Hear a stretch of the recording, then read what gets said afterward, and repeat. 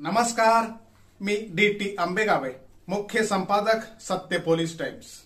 सामान्य जनतेचा आवाज बुलंद करण्यासाठी सत्य पोलीस टाइम्स या चॅनेलला आत्ताच सबस्क्राइब करा। तळे विभाग शिक्षण प्रसारक मंडळाचे कला, वाणिज्य आणि विज्ञान कनिष्ठ महाविद्यालय तळा येथे नुकताच रक्षाबंधन साजरा करण्यात आला। यावेळी कनिष्ठ महाविद्यालयाच्या विद्यार्थिनींनी तळा पोलीस ठाण्याचे पोलीस संस्थेचे पदाधिकारी, शिक्षक, शिक्षकेतर कर्मचारी आणि विद्यार्थ्यांना राखी बांधून बहीण भावाच्या अतूट उत्कट प्रेमाची आठवण करून दिली आणि भावाचा उत्कर्ष व्हावा, आपल्या भावानं आपलं रक्षण करावं या मंगल मनोकामनेनं हा रक्षाबंधन सण साजरा करण्यात आला। या प्रसंगी तळा पोलीस ठाण्याचे सहाय्यक पोलीस निरीक्षक श्री सतीश गवई, तळे विभाग शिक्षण प्रसारक मंडळाचे सचिव श्री मंगेश देशमुख, शाळा समितीचे चेअरमन श्री महेंद्र शेठ कसबजे, प्राचार्य श्री दिलीप ढाकणे, पोलीस श्री विष्णू तिडके, श्री शंकर वारगुडे, श्री लहू पाटील, श्री महेश मडवी, कनिष्ठ महाविद्यालयाचे प्राध्यापक नितीन पाटील आदी मान्यवर उपस्थित होते। यावेळी विद्यार्थिनी आणि प्राध्यापिका, कुलकर्णी BS यांनी आपल्या रक्षणासाठी कर्तव्यावर असलेल्या पोलीस बांधवांना राखी बांधून बहिणीची माया दिली। पोलीस आमच्यासाठी का महत्त्वाचे आहेत?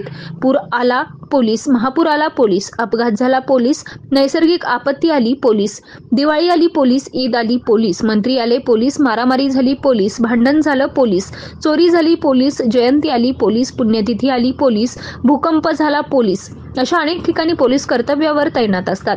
ते जीवन आणि मालमत्तेचं संरक्षण करतात, गुन्हेगारी कायद्याची अंमलबजावणी करतात, गुन्हेगारी तपास करतात, रहदारीचे नियमन करतात, गर्दी नियंत्रण, सार्वजनिक सुरक्षा, हरवलेल्या व्यक्तींचा शोध, गमावलेली मालमत्ता, असे अनेक ठिकाणी पोलीस बांधवांची गरज असते। ते ड्युटीवर असतात म्हणून तर आम्ही सुरक्षित जीवन जगत आहोत या भावनेनं तळा ज्युनियर कॉलेजच्या विद्यार्थिनींनी तळा पोलीस ठाण्याच्या सर्व पोलिसांना राखी बांधून रक्षाबंधन साजरा करण्यात आला।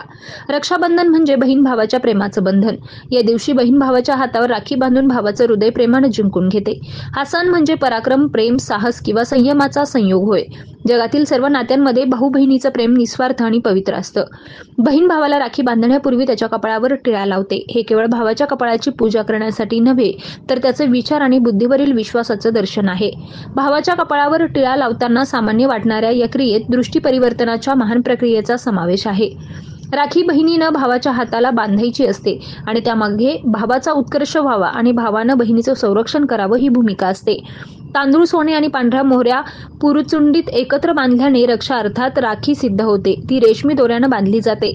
असा हा रक्षाबंधन उत्साहात साजरा करण्यात आला। यावेळी API श्री सतीश गवई, संस्थेचे सचिव श्री मंगेश देशमुख, शाळा समितीचे चेअरमन श्री महेंद्र शेठ कसबजे, प्राचार्य श्री दिलीप ढाकणे आदी मान्यवरांनी रक्षाबंधनाच्या शुभेच्छा दिल्या। कार्यक्रमाचे निवेदन प्राध्यापक सर्जे VB तर आभार प्राचार्य श्री दिलीप ढाकणे यांनी मानले।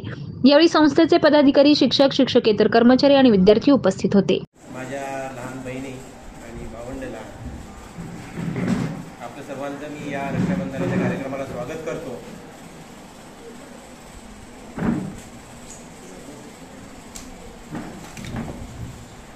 आजचा हा अतिशय चांगला कार्यक्रम आपल्या शाळेने आयोजित केला। कॉलेज आहे ना, शाळा का कॉलेज? कॉलेजने आयोजित केला। काल खरंच जाणवत होतं की कोणी त्या रक्षाबंधनाला मला घरी जायला मिळावं, परंतु नारळी पौर्णिमेचा बंदोबस्त त्यामुळे मला काय घरी जाता आलं नाही। आजचा हा कार्यक्रम झाल्यामुळे तुमच्या रूपाने मला त्या बहिणी आता नवीन मिळालेल्याच आहेत। त्यांची जबाबदारी पण आता माझ्या खांद्यावरती आहे। यापूर्वी पाळत होतो परंतु ती अदृश्य होती। आता प्रत्यक्षात तुम्हाला मार्गदर्शन आणि त्या वाटेवर तुम्ही जाता की नाही याची पाहणी मला स्वतः करावी लागणार आहे। यापूर्वी तुम्हाला एक बंधनात तुम्हाला बांधले गेले होते। प्रत्येकाला म्हणजे विद्यार्थी असो का विद्यार्थिनी असो याला एक अदृश्य राखी आपल्या आई वडिलांनी बांधली होती। ती कोणती होती राखी माहिती आहे तुम्हाला? शिक्षणाची। त्या शिक्षणाची जी राखी तुम्हाला बांधली गेलेली आहे तिचं जर का तुम्ही प्रॉपर नियोजन नाही केलं या वयात तर एक आदर्श नागरिक किंवा आदर्श पाल्य म्हणून आपल्याला स्थान मिळत नाही। गंभीर झाला का विषय थोडासा? नाही ना? ठीक आहे। मी जेव्हा शाळेत होतो त्यावेळेसच असाच शिक्षणाची ओढ म्हणजे थोडी कमी, परंतु 8वी नंतर मला शिक्षणाची ओढ जरा चांगल्या प्रकारे लागली। अभ्यास कसा करावा याबद्दल मला माहिती मिळाली, परंतु 11वी नंतर कॉलेजला गेलो आणि त्यानंतर शिक्षणाकडे थोडंसं दुर्लक्ष झालं का आता युनिफॉर्म निघून गेला आणि हातात ते पुस्तक एक दोन बुक घेतले की कॉलेजला जाऊन बसण्याची सवय लागली. शिक्षणाची ओढ कमी लागली आणि त्याच्यानंतर मग ग्रॅज्युएशन झाल्यानंतर कळालं की आपण कुठेतरी काय करावं याच्याबद्दल आपल्याला मार्गदर्शनच झालेलं नाही. मी काय करणार होतो, CA करणार होतो का काय करणार आहे. कॉमर्स विद्यार्थी किती आहे त्याच्यातले? कोणत्या 2 क्षेत्रामध्ये तुम्ही जाऊ शकता कॉमर्समधनं? हेच मार्गदर्शन आपल्याला हवं असतं की CA अथवा ICWA काय तुम्ही जे जाणार आहे याच्याबद्दल तुम्हाला माहितीच नाही. आर्ट्समधले किती आहे? आर्ट्सवाल्यांना माहिती की आपल्याला काय करायचं आहे, कोणत्या क्षेत्रात जायचं आहे. एखाद्याने सांगून उभं राहून सांगू शकता? सायन्समध्ये किती आहेत? डॉक्टर आणि इंजिनियर. याच्या व्यतिरिक्त काय?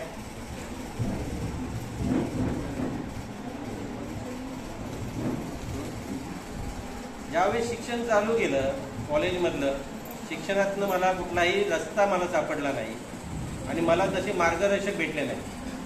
कॉलेजचा एक पॅटर्न काय आहे की तुम्हाला शिक्षण करायचं, परंतु तुम्हाला कुठल्या पदावरती जायचं आहे किंवा काय करायचं आहे याच्याबद्दल मार्गदर्शन हे स्वतःला घ्यावं लागतं. मला त्याच्यानंतर कळालं की UPSC आणि MPSC ही परीक्षा असते आणि UPSC आणि MPSC मधनं काय करावं याच्याबद्दल काही एक मार्गदर्शन नसताना मग मी कुठला तरी क्लास जॉईन केला. गुरुशिवाय विद्या नाही ही म्हण तेवढीच खरी आहे. गुरुशिवाय विद्या नाही म्हणून अभ्यासाला चालू केलं. UPSCचे पुस्तकाचा पाठ्यक्रम चालू केला. तेव्हा कळालं की 1ली ते 15वी पर्यंत मी जो काही अभ्यास केला होता तोच UPSC आणि MPSCला विचारला जातो. म्हणजे आपण कुठे होतो आधी, ज्या पदावरती आलोय, ज्या स्टेजवरती आलोय, तेव्हा कळालं की आपण आधीच अभ्यास केला नव्हता, त्याच्यामुळे आपलं कुठेतरी चुकलं. परत एकदा 1ली ते 15वी पर्यंतची पुस्तकं काढले आणि अभ्यास करायला सुरुवात केली. मी माझ्या शालेय जीवनात काय चुकी केल्या किंवा कॉलेजच्या जीवनात काय चुकी केल्या त्याच्याबद्दल मला अनुभव यायला लागला. अभ्यास करता करता एवढं कळालं की 1ली विलांटी 2री विलांटीमध्ये मी कुठे हे करत होतो, चुका करत होतो. 1ला उकार 2रा उकारमध्ये कुठे चुका करत होतो याच्याबद्दल हळूहळू माहिती मिळाली. सूत हा शब्द माहिती आहे तुम्हाला? सूत शब्दाचा अर्थ कोण सांगू शकतं?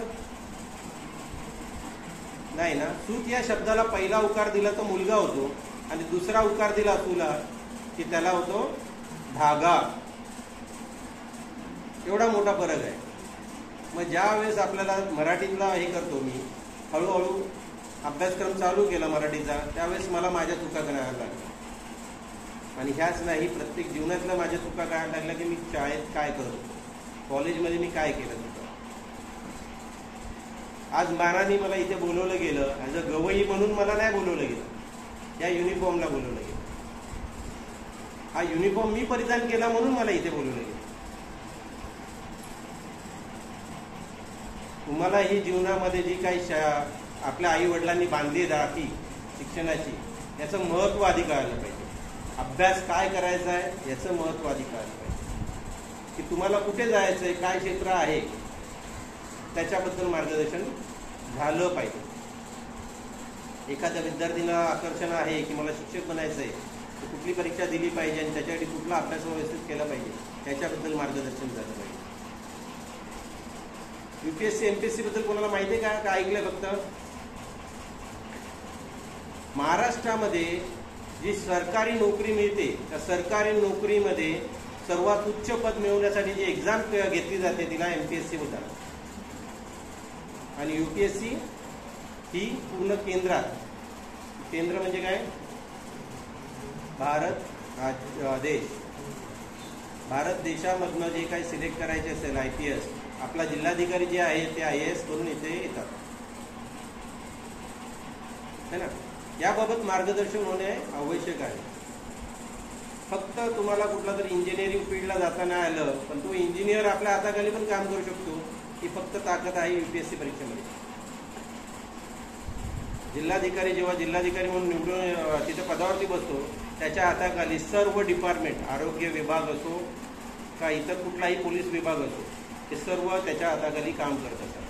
आता त्याची परीक्षेसाठी लागणारे पाठ्यक्रम पुस्तकं काय आहेत आपल्याला त्याच्याबद्दल थोडक्यात ते मार्गदर्शन नंतर देण्यात येईल आपल्याला. जर का त्याला करायचं असेल, एखाद्या विद्यार्थ्याला जर त्याच्यात आकर्षण असेल तर ही अदृश्य राखी तुमच्याकडून येणार. तुम्हाला स्वतःला माहिती पाहिजे की आपल्याला काय करायचं. काय अभ्यास करताना आज ज्या तुम्ही याच्यावरती काम करताय, मी तळा तालुक्याचा बऱ्यापैकी अभ्यास केला इथे बघितला, तर या तळा तालुक्यामध्ये शिक्षणाची ओढ बऱ्याच जणांना कमी आहे. आणि जे काही झालं ते नोकरीसाठी मुंबईला जाण्याची वृत्ती वाढली. तिथं जाऊन मोलमजुरी करायची, गावात येऊन आपल्याला परत सण साजरे करायचे, याच्या व्यतिरिक्त काही नाही. तळा तालुक्यातलं तहसीलदार झालेले किती विद्यार्थी येत असतील माहिती तुम्हाला? पोलीस कॉन्स्टेबल म्हणून बरेच जण झाले, पण पोलीस अधिकारी म्हणून कोण झालं? एकही नाही.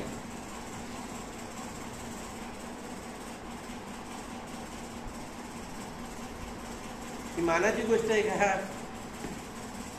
नाही ना. आपल्याला आता घडायचं आहे, अभ्यास करायचा आहे, या राखीला आपल्या पालकांना सिद्ध करून दाखवायचं आहे. सिद्ध करणं हे महत्वाचं. ठीक आहे. आता हा झाला शिक्षणाचा. तुम्ही काय शिक्षण घ्यावं याच्याबद्दल खरंच मार्गदर्शन हवं असेल तर कधीही माझ्याशी संपर्क करा. आता राहिलं दुसरी गोष्ट की तुम्ही शिक्षणात जे घेताय आणि त्याच्यानंतर ओढ लागते एक कुठल्यातरी प्रेम संबंधाची किंवा आकर्षणाची. या गोष्टी जर का आकर्षण असेल तर तुमचं भविष्य धोक्यात जातं. आणि याच्यानंतरच आम्ही मार्गदर्शन करतो की सायबरचं कसं करायचं, त्याच्यानंतर पोक्सोचं आम्ही त्याच्या मार्गदर्शन करतो. हे मार्गदर्शनच राहणार नाही आम्हाला. आम्ही जे मार्गदर्शन करतो की एखाद्या मुलीने कसं करावं, पोस्ट कुठे कुठे करावं, सायबर माहिती आहे तुम्हाला?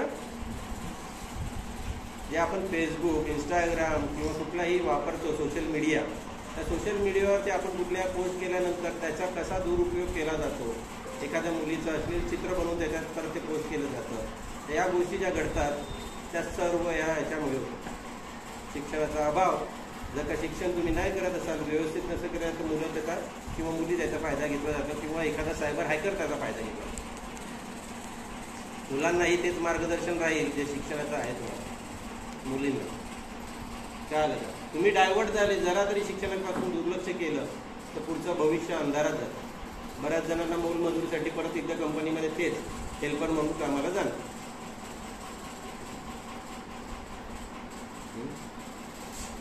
शिक्षण हे सर्वात महत्त्वाचं आहे. आज रक्षाबंधनाच्या दिवशी तुम्हाला एक थोडंसं जबाबदारी देण्याचं माझ्या हातावरती ही रक्षाची तुम्ही बाई घातली आहे, राखी बांधलेली आहे ना. तर माझे भाऊ पण जे आहेत तर त्यांनाही मी ते मार्गदर्शन राहील की तुम्हाला शिक्षणाची तेवढ्याच चांगल्या प्रकारे अभ्यास करावा. ज्या फील्डमध्ये जातोय त्या फील्डची आधी माहिती घेण्यास सुरुवात करावी आणि अभ्यासाला एक चांगली दिशा द्या. त्याच्या व्यतिरिक्त तळा पोलीस स्टेशनकडून तुम्हाला सर्वांना रक्षाबंधनाच्या हार्दिक शुभेच्छा देतो. आणि काही एक अडचण आल्यास माझा नंबर तुम्हाला देतो, त्याने तो नोट करावा. 9892 कोणाला हवा असेल लिहून घ्या. 9892 827011. तुम्हाला शाळेत तो मी बोर्डावर पण लावण्याचा प्रयत्न करतो आणि तो हे करा. आता सर आणि हे 9892 827011. वय जसं वाढत जातं त्यानंतर त्याचे अनुभव वेगळे येत राहतात. वय संपल्यावरती कळतं की आपण जीवनात कुठे चुकलो आणि त्याच्यानंतर काही करण्यासाठी आपल्याला काही संधी राहत नाही. आत्ता ज्या वयात तुम्ही शिक्षण घेता त्या वयातच ते शिक्षण पूर्ण करण्याची जबाबदारी राहू द्या. आणि तिकडनं पुढे कुठला आपल्याला नोकरीला जायचं आहे किंवा बिझनेस करायचा आहे याबाबत मार्गदर्शन करून त्या वयातच ती नोकरी मिळवा. वय वाया जाऊ देऊ नका.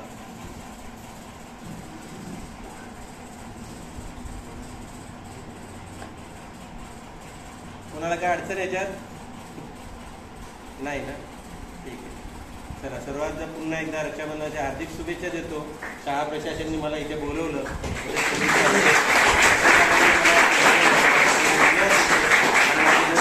खाकी हीच राखी सदरक्षणाय प्ररक्षणाय असं पोलिसांचं बिल्डवाक्य आहे. आणि त्या पोलिसांच्या बिल्डवाक्यामध्ये त्यांनी अहोरात्र आपल्या सर्वांचं रक्षण करणं.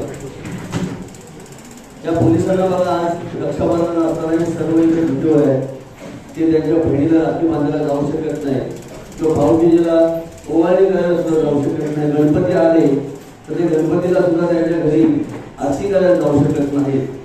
असं हे यांचं पोलिसांचं जीवन आहे आणि त्यांना आपण आज राखा बांधणार आहात आणि तुमचा एक सक्षम रक्षण करणारा भाऊ आज तुम्ही निर्माण करत आहात आणि तुमचं या पोलीस स्टेशनकडून पोलिसांच्या सर्व कर्मचाऱ्यांकडून रक्षण केलं जातं असं म्हटलं तर वापर ठरलं जाणार नाही. बहीण एक अनोखं नातं आहे. आईनंतर जर जगात तुमच्यावर जीव टाकणारे कोणी असेल तर ती म्हणजे बहीण.